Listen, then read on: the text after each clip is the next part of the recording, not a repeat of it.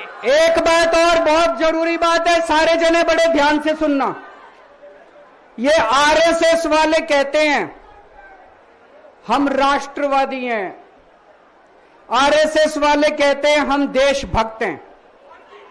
आज मैं पूरे सम्मान के साथ, आरएसएस के प्रमुख हैं श्री मोहन भागवत जी, मैं पूरे सम्मान के साथ मोहन भागवत जी से 5 प्रश्न पूछना चाहता हूं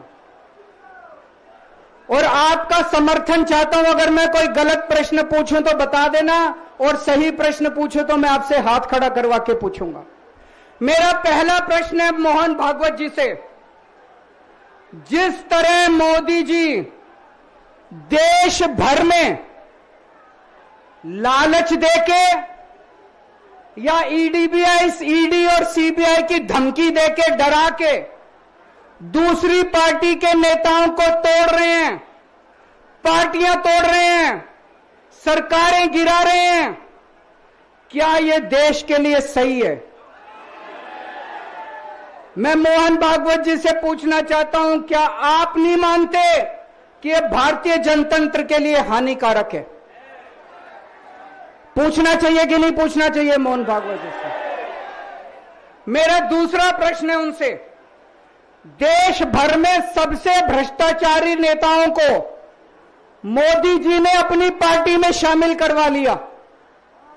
जिन नेताओं को कुछ दिन पहले मोदी जी ने खुद सबसे भ्रष्टाचारी बोला, जिन नेताओं को अमित शाह जी ने खुद भ्रष्टाचारी बोला, कुछ दिन के बाद उनको बीजेपी में शामिल करा लिया।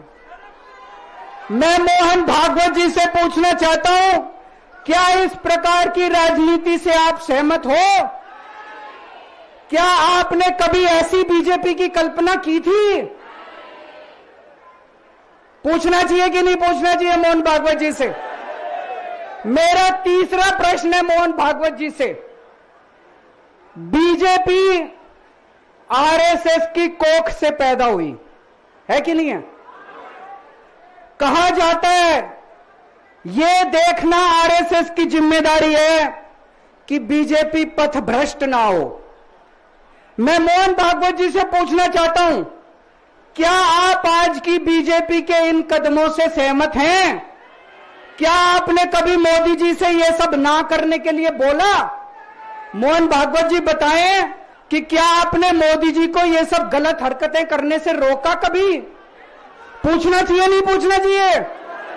मेरा चौथा प्रश्न है मोहन भागवत जी से, जेपी नड्डा जी ने लोकसभा चुनाव के दौरान उन्होंने कहा कि बीजेपी को अब आरएसएस की जरूरत नहीं है।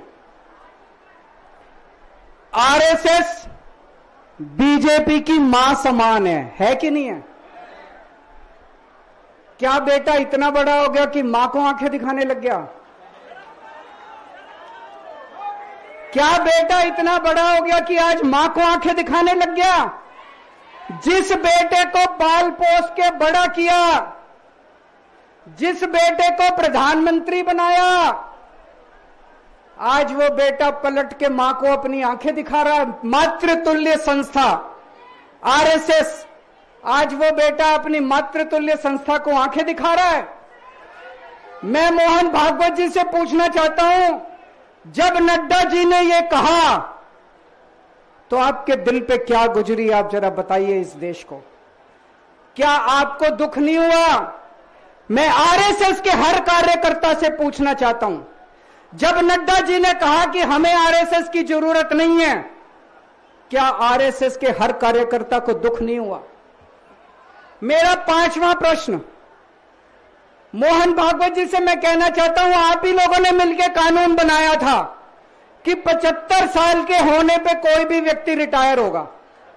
इस कानून के तहत आडवाणी जी को रिटायर कर दिया, मुरली मनोहर जी जैसे बड़े बड़े नेताओं को रिटायर कर दिया, बीसी खंडूरी जी को रिटायर कर दिया, कलराज मिश्र को रिटायर कर दिया, शांता कुमार को और पता नहीं कितने लोगों को रिटायर कर दिया। अब अमित शाह जी कह रहे हैं कि यह नियम मोदी जी पे लागू नहीं होगा।